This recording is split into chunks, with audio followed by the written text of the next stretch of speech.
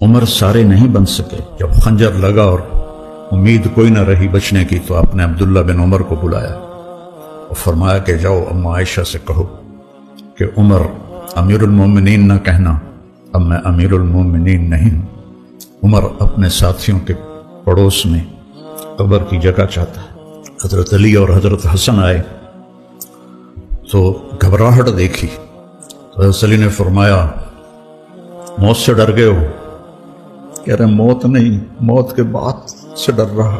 پیچھے موت کے آثار نظر آئے تو ان کا گود میں سر تھا بیٹے کی، عبداللہ بن عمر کی، تو کہنے لگے ضعنی علی الارض، مجھے زمین پر ڈال دو۔ تو جب انہوں نے زمین پہ سر رکھا تو الٹے ہو گئے اور اپنا چہرہ زمین پہ نہ ایسے ملنے لگے،